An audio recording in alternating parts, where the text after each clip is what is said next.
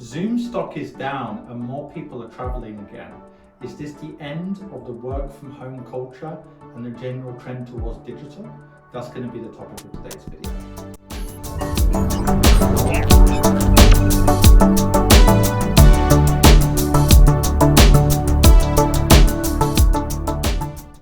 Okay, so if you're an expat or a high net worth individual in particular, go over to adamfire.com and see how I can help you. Now, many of you might have seen a few videos ago, I was recently in the US, and the US in many ways feels like a post-COVID world.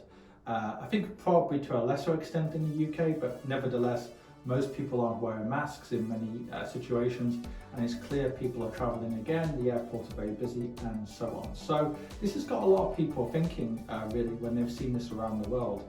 All around the world now, countries are removing coronavirus restrictions. They're allowing people to travel in sometimes without any kind of PCR test. Zoom stock is down by a lot. So is this basically the end of this trend when it comes to work from home, digital, Zoom, Microsoft Teams and so on? I think the simple answer is no. Basically, if you look at what happened with technology before, obviously you had the dot-com bubble. And then 2002, 2003, 2004, that kind of time period, many people kind of doubted the whole technology boom. Paul Krugman, the Nobel Prize winning economist, he famously said that the email basically and the internet more generally was not going to change the world. I think he compared it even to the fax or something, saying it won't have any more impact on the world than the fax machine or something like that. I can't remember the exact quote, but the point is he made a quote and now obviously he regrets because it was such a wrong quote to make. But the point is, a lot of people really denied or thought that the technology that we saw in the 90s, early 2000s, they thought, oh, it's not going to change the world. The NASDAQ is down, technology is not really changing our lives. And if you think back to even 2005, 2007, technology wasn't really in our lives in such a huge way, but then things started to change. From 2010 all the way to 2020, even before the pandemic, there was a huge rise in people just spending all day on their screens and online. Many young people, I'm sure many people watching this have children who are just on their screens all day. So the point is, we're using more and more technology in our lives. That doesn't mean, however, we're going to stop entirely doing our things, because if you think about it, the email, there are many more emails sent than letters sent, but there are still letters being sent in the world.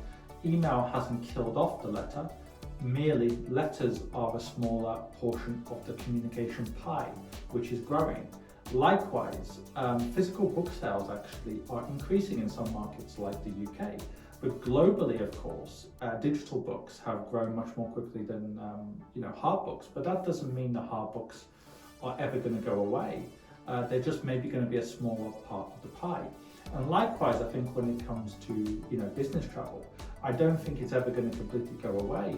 I also think there's going to be a period maybe for the next 6 to 12 to 18 months or more where people are going to want to kind of do it a bit more and travel a bit more to kind of make the most of having this opportunity again. But what I'm saying is long term, I think we are going to do less business travel at least. Leisure travel is different, but business travel I think less, because you've got several factors all combining. Number one, people have realized something that I realized years before the pandemic, that you don't need to do things in person. Number two, you've got environmental concerns now as well.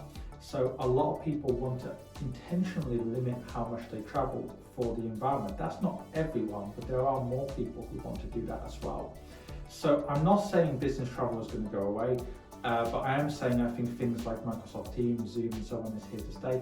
And I think there's something bigger going on which goes beyond Teams and Microsoft. It's something I mentioned on a previous video, and that's that actually there's more people who want even less interaction with people. What do I mean by that?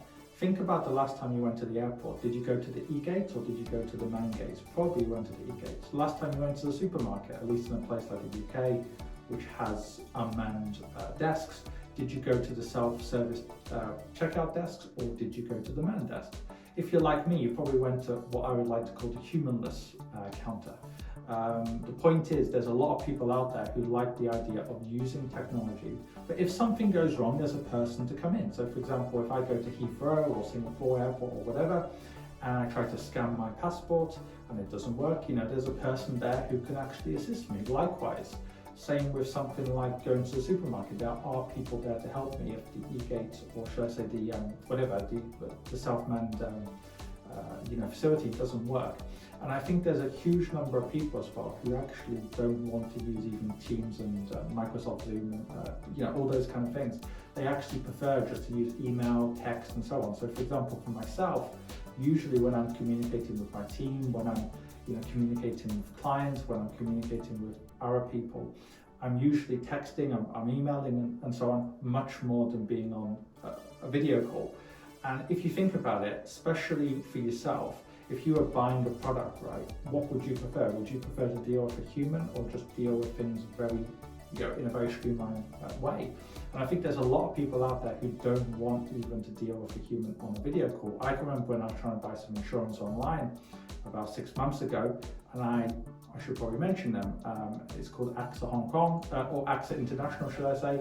I had my credit card out, I wanted to buy the product there and then, but they didn't allow me to do that. You have to leave your name and number and email. And when the person tried to call me, I didn't bother to answer because I didn't want to talk to someone who I didn't even know, right? I just went onto another competitor's website, got my card out, did it, and that's the end of it. So I do think that even though Teams has its place, even though Zoom has its place, in business now there's a lot of people, and it's happened for years, it was happening even before the pandemic. There's plenty of people who want the least amount of human interaction possible. So in summary, really, there's a place for everything. There is a place for that face-to-face interaction in certain situations. There's a place for Zoom, there's a place for Microsoft Teams, but you know what? There's a huge place out there for very little human interaction. So while Zoom and all those kind of companies have grown, I don't think they're going to grow as much as something like Amazon or the next Amazon, because with Amazon you can just get your credit card out or debit card out and just pay. So I think actually the firms that could grow the most in the digital space are not the firms utilizing kind of conference call technology or so on.